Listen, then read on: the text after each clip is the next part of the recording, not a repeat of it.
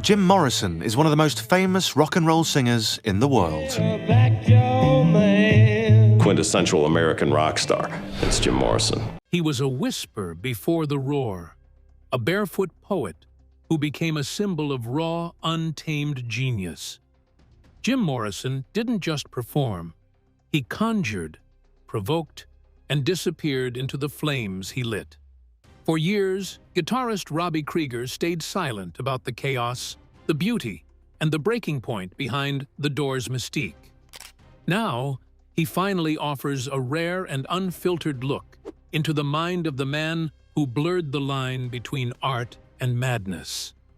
Somewhere in Krieger's memories lies a moment so powerful, it still ripples through music history.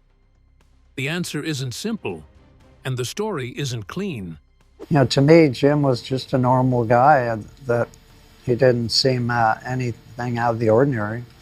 But once it's told, you'll understand why no one ever dared to tell it like this before. From mystery to music.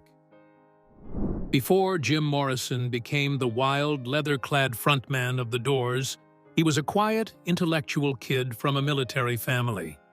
Born in Melbourne, Florida, Jim was the son of Rear Admiral George S. Morrison, a strict and highly decorated officer in the U.S. Navy.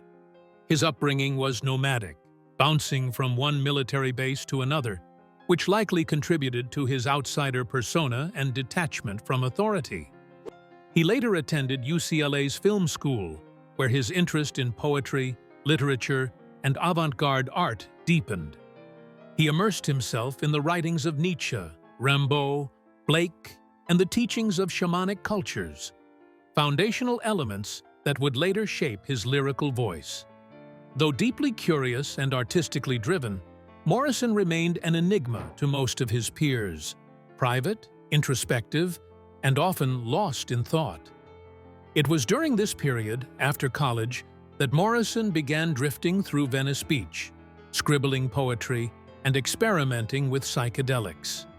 Around that time, he reconnected with fellow UCLA student Ray Manzarek, who was instantly struck by the poetic depth of Jim's lyrics. They decided to form a band, and soon after, Manzarek introduced Morrison to drummer John Densmore.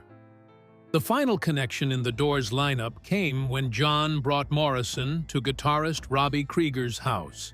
To Robby, Morrison didn't come off as a rock star or visionary.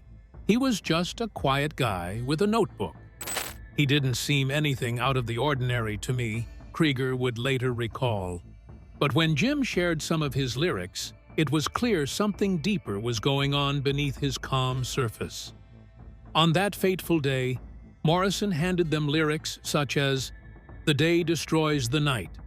Night divides the day," which were haunting, poetic, and unlike anything Krieger had seen before. When John Densmore recalls a separate early meeting with Jim, he is similarly impressed, saying he wanted to drum to those lyrics immediately. More shockingly, Morrison had full concerts in his mind, and he had never sung in front of any audience. He could not play any instruments, but could imagine whole songs, and would sing them a cappella to the band. Robby and other people would arrange them around his vocal melodies, which came to be an important part of the unique songwriting process of the Doors. In his memoir, Set the Night on Fire, Krieger reflects on that moment, realizing Morrison's genius was not just in writing words, but also in the way he felt them. It was from that first moment that the outpouring of Morrison's inner world translated into lyricism, remote from myth and madness, but brimming with immediacy. That jam session was modest enough to mark the beginning of one other of rock's most revolutionary partnerships. Morrison may have come in barefoot and shy, but poetry struck like a thunderstorm, and Robby Krieger straightaway realized there was something special happening. One moment, he was whispering lyrics. The next, he was lighting stages on fire. Shy poet transformed into rock legend. Jim Morrison is often remembered as the wild, hypnotic frontman of The Doors, the self-proclaimed Lizard King who commanded the stage with magnetic, sometimes chaotic energy. But according to Robby Krieger and John Densmore, Morrison's transformation into this iconic persona was anything but immediate. In the band's early days, performing at small clubs like the London Fog, Morrison was so shy he couldn't even face the audience. He would stand with his back to the crowd, singing toward the band instead. Robby recalls that Jim had never performed in front of anyone before joining The Doors, and that stage presence was something he had to grow into over time. Despite this introverted beginning, Morrison had an intense internal world that was just waiting to erupt. He once described his early creative energy as a bowstring drawn back for 21 years, suggesting that his evolution into the Lizard King was inevitable. This metaphor captures the pressure he felt, emotionally and artistically, that eventually exploded on stage. As the band's confidence and success grew, so did Morrison's comfort in the spotlight. He slowly shifted from being an awkward performer into a commanding rock figure whose unpredictable behavior became a hallmark of their live shows. As told in Krieger's 2021 memoir, Set the Night on Fire, Morrison's metamorphosis had to do with earning acceptance into a mythic identity. He became aware that he was more than just a singer. He saw his creativity embedding itself in literary mythical, psychoanalytic archetypes. The persona of the Lizard King emerged largely from Morrison's interest in shamanism and his poetic alter ego. This huge, almost archetypal project appealed to him for its idea of being a channel for something greater than himself, a performer who could enter altered states of consciousness and lead the audience in with him. On the one hand, Morrison's stage presence opened up the floodgates for volcanic creativity. On the other hand, reality and performance began to intertwine. Densmore and Krieger recount Morrison's worsening dependence on alcohol and hallucinogens, damaging both his stage performances and personal life at the same time. Thereby, it is clear that Morrison's transition from just a shy barefoot poet in public to a flamboyant Lizard King was integral to The Doors' mystique, which continues to enthrall fans and music historians alike. This transformation was a psychological and spiritual metamorphosis, forming the background against which Morrison and The Doors inscribed their name forever deep into the annals of rock history. Morrison's mysterious creative process. Jim Morrison's approach to songwriting was as unconventional as his persona. According to Robby Krieger and John Densmore, Morrison had a remarkable ability to compose entire songs, complete with lyrics and melodies entirely in his head. He couldn't play any instruments, not even a single chord on a guitar or piano. But that didn't hinder his creativity. Instead, he would sing his compositions a cappella to the band, and the rest of The Doors would work together to build the instrumentation around his vocal ideas. Robby described the process as collaborative, but deeply reliant on Morrison's internal vision, often requiring the band to pause and break the song down note by note, as Jim described what he was hearing in his mind. This method may sound chaotic, but in the early days, it actually helped the band move quickly once they were in the studio. The first album, The Doors, was recorded in less than a week because they had spent nearly 2 years developing the material in live settings. Morrison's songs, many of which were composed while he was under the influence of psychedelics, had already been refined through countless rehearsals and performances. Tracks like Break On Through, The End, and Light My Fire, written by Krieger but transformed by Morrison's vocals and lyrics, were locked in by the time they entered the studio. The surreal, sometimes haunting quality of their music stemmed directly from Morrison's vivid imagination and his ability to convey cinematic scenes through lyrics and mood. He similarly discloses in his memoir, Set the Night on Fire, that using them as melodies was Morrison's way of remembering the words. He was not simply a poet writing verses. He thought of songs as entire experiences. Most of Jim's lyrics could be referenced in myth, psychology, and literature. But what made them special was, of course, the way he delivered those words.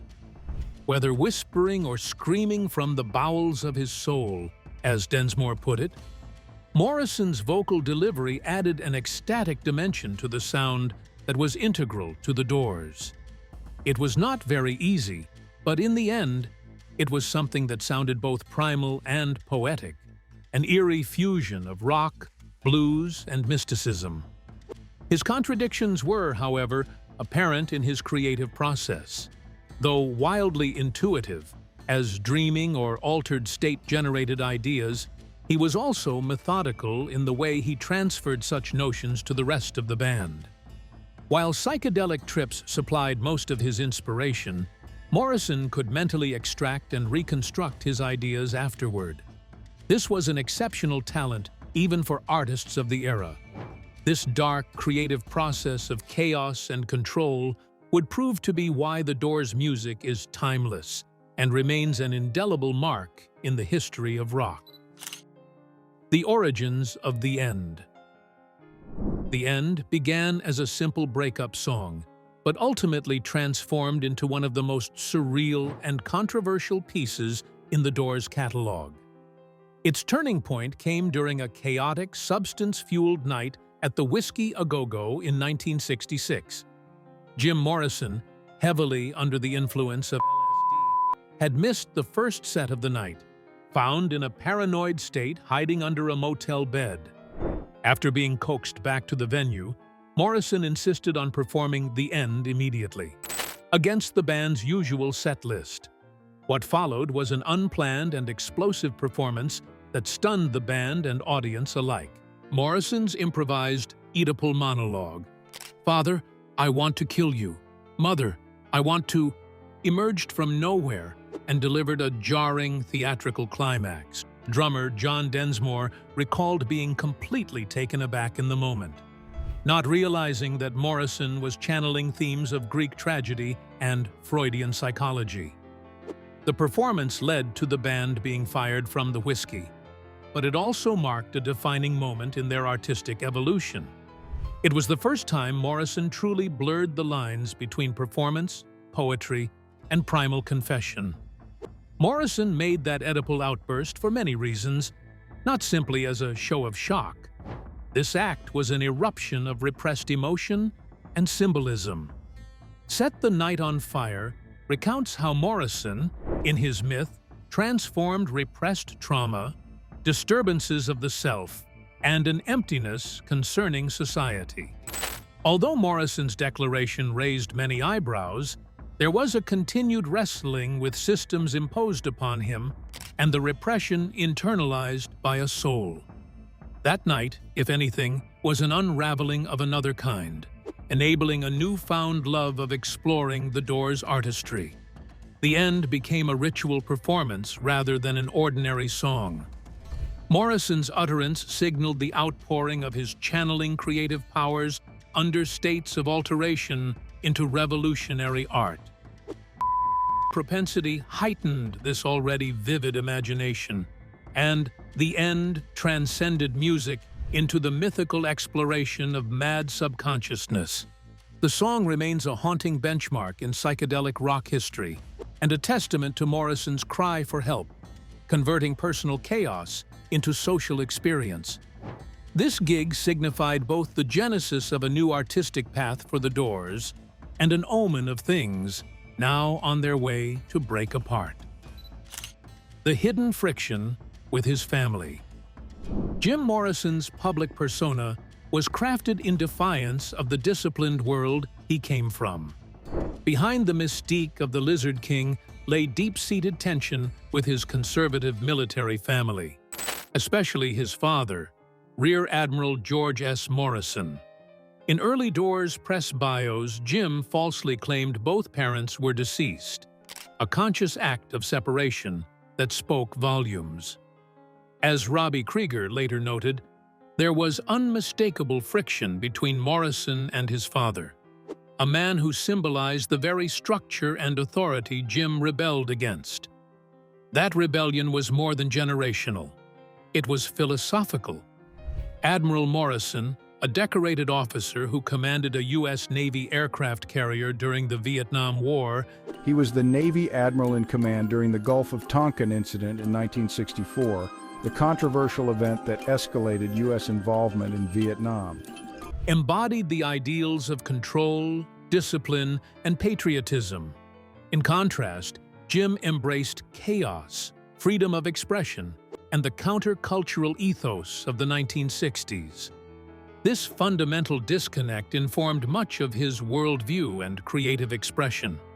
The tension wasn't just familial, it was ideological, and it played out through his art in ways both subtle and explosive. The most widely publicized example of this schism centers on Morrison's unexpected Oedipal monologue during the aforementioned Whiskey A Go-Go performance of The End, which left everyone aghast. Although the moment is forever enshrined in memories as shocking, it was also the sign of a dissociation of deeper psychological import, an avenue through which he artistically confronted and repelled the values thrust upon him. Krieger later considered this as more than an act. It was Morrison's way of aiding a generation to sever its umbilical link to parental authority during a time of war, lies, and revolution. Morrison's estrangement from his family provides a backdrop that invests his whole story with pathos. He did not merely reject his upbringing, but struggled with its emotional weight and burdening expectations. This internal struggle gave added dimensions to his poetry and his personality. Morrison's rebellion was against the world, Krieger pointed out, but there was a much deeper, painful side to it. Hidden tensions like these, at times disguised by celebrity and theatrics, place Morrison in the light not just of a rock star, but of a conflicted man trying to deal with the gift of a legacy he never chose. But even as Morrison wrestled with his past, a different kind of pressure was closing in fast. The high cost of success. The Doors' meteoric rise to fame came with an increasingly steep creative toll. After the massive success of their self-titled debut album in 1967, which included hits like Light My Fire and Break On Through, the band suddenly found themselves in the whirlwind of fame, touring, press obligations, and high expectations from fans and record labels alike. Robby Krieger noted in both interviews and his memoir, Set the Night on Fire. Hello, this is Robby Krieger from The Doors, and I've got a new book coming out October 12th. It's called Set the Night on Fire. That while the band was able to record their first album in less than a week, they had spent nearly 2 years refining the material in live settings before entering the studio. That luxury quickly vanished with success. The time they once had to develop songs organically was now replaced by pressure to deliver new hits, fast. As the demand for fresh material increased, the group's songwriting dynamics began to shift. Krieger, who had already contributed major compositions like Light My Fire, started writing more of the music as Morrison's output began to decline. Morrison, once the primary source of lyrical and conceptual material, became less engaged with the band's creative process. According to Krieger, the pressure to top their previous success, combined with Morrison's deepening substance use, meant that the band was often scrambling to write songs in the studio, a far cry from the early days of collaborative exploration and live trial and error. Moreover, this tension intensified because he left behind Morrison, ever more disillusioned with both fame and the music industry. The aura that gave momentum to his performances increasingly inverted itself, becoming inwardly darker. His rising dependence on alcohol, that Krieger branded as the worst substance of all for Jim, took its toll. As Krieger described it, There were, in this sense, no indications for alcohol. Unlike with which he had created, it poisoned both his artistic instincts and rendered unpredictably, unreliably. Such eccentricities in his behavior, both on and off stage, began to gradually eat into the band's link. Morrison would come out from behind closed doors and into arrests for indecent exposure and public drunkenness, adding to the fray. The covert calumny saw under it all in the band's public image. The Doors kept on charming the world with songs on their master albums, Waiting for the Sun and L.A. Woman, yet not without cost. Morrison's increasingly distanced involvement and emotional maladjustment began to make it hard for the band to anchor the creative energy that had once defined them all. The stress of having to constantly outdo themselves and Morrison's personal disintegration brought about the end of the golden era of the Doors. Success came not only with recognition and opportunity, but exhaustion, loss, and eventually ruin in one of the most groundbreaking partnerships in rock, as Krieger reflects in his memoir. Morrison's final descent. While had played a role in Jim Morrison's early creative breakthroughs, it was alcohol that ultimately marked his deepest decline. Robby Krieger and John Densmore both acknowledged that alcohol became Morrison's primary substance of choice in his later years. And unlike the mind-expanding effect, alcohol only seemed to dull and destabilize him. It didn't open creative doors, it closed them. As Morrison's drinking increased, his songwriting output decreased, and his reliability as a bandmate and performer suffered. This shift had a profound impact on the Doors' ability to function as a creative unit. In earlier years, Morrison would come to rehearsals full of ideas, songs, and surreal lyrical fragments. But as his drinking worsened, he often showed up late, or not at all, and when he did, he was frequently intoxicated. The once vibrant frontman began to withdraw from the band's collaborative process. According to Krieger's memoir, Set the Night on Fire, by the time of their later albums, Morrison's contributions were sporadic and unpredictable. His descent into alcoholism mirrored his growing disillusionment with fame, artistic pressure, and his own personal demons.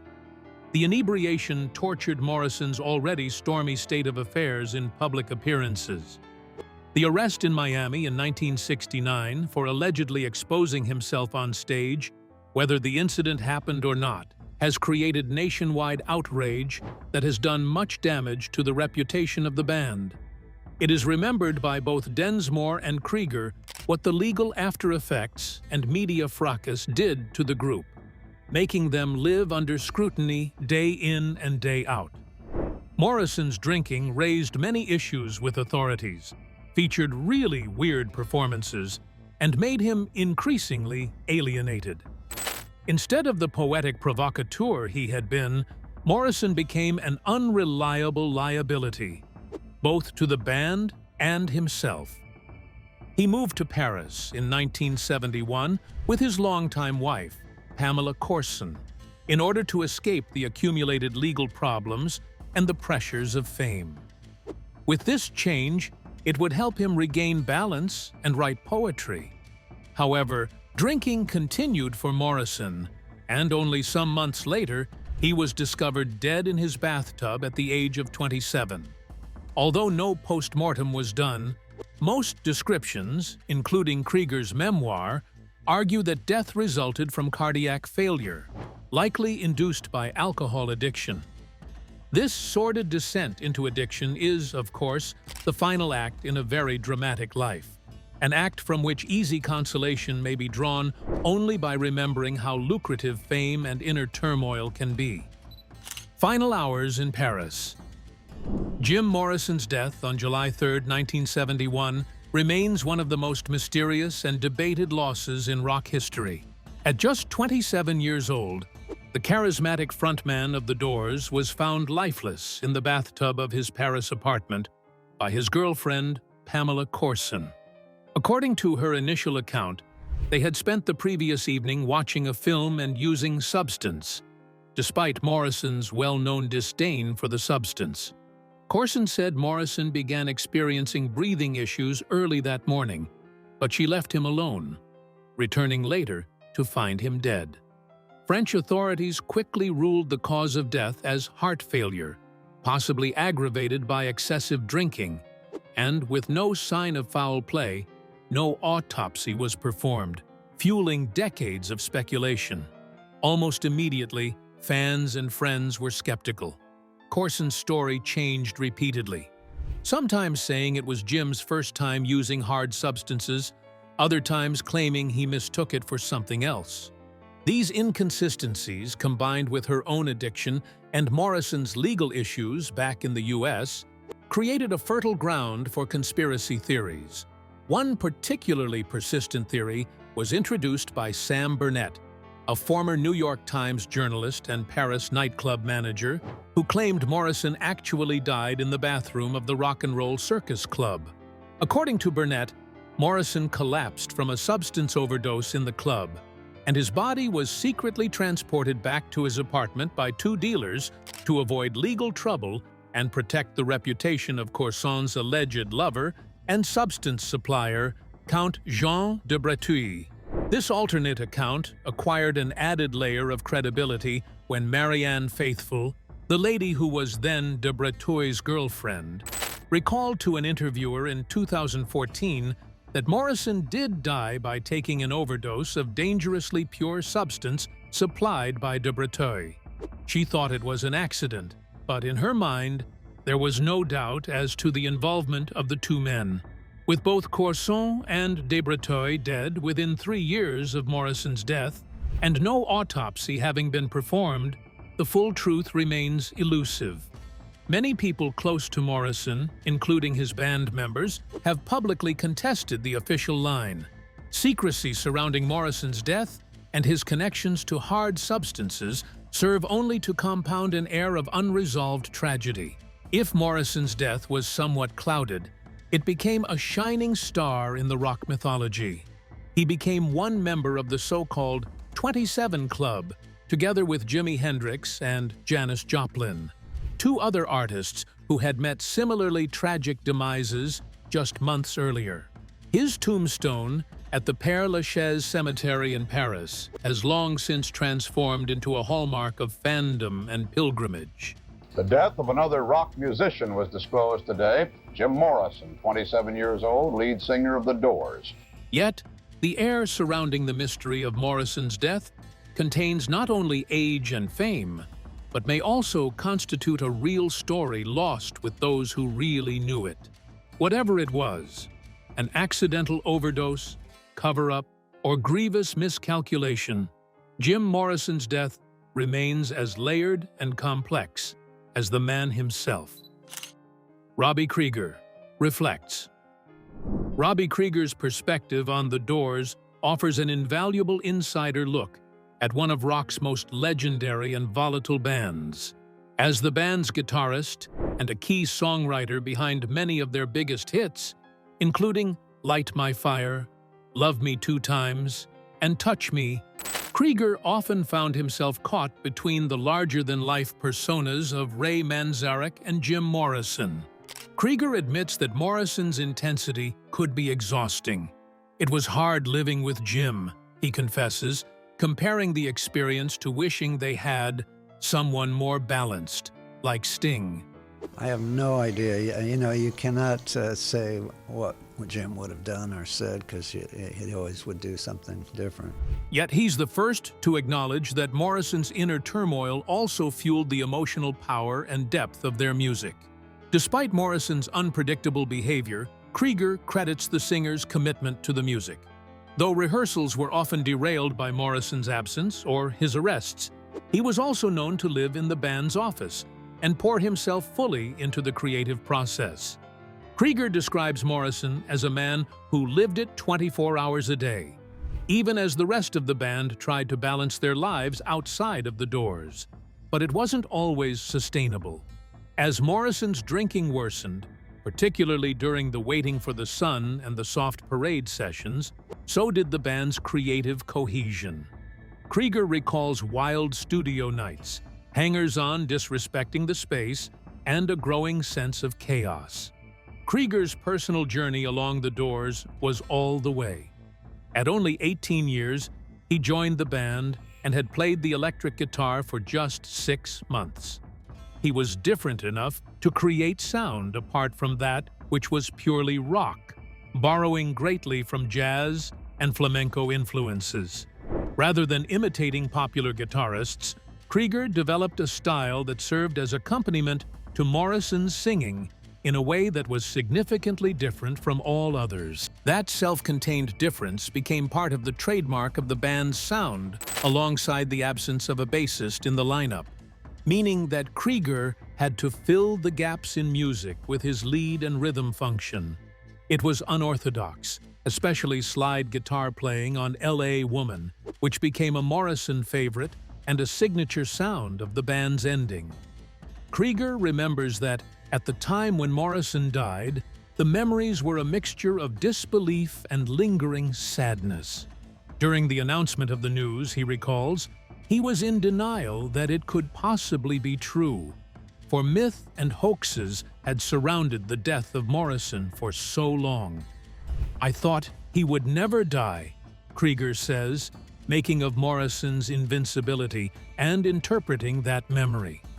Even with all the danger and drama, he seemed immortal to his friends. Against the conspiracy theories here about Jim faking his death, Krieger admits dreaming about him a lot, still imagining the playing together world. In the end, Krieger's memories are more than snippets of anecdote. They encompass the complex humanity behind the myth of Jim Morrison and the Doors. Still, Morrison's story didn't fade with his last breath. It only changed form. The eternal echo of a lyrical legend. Jim Morrison's legacy reaches far beyond music charts and performances. It's etched into the cultural and artistic DNA of generations.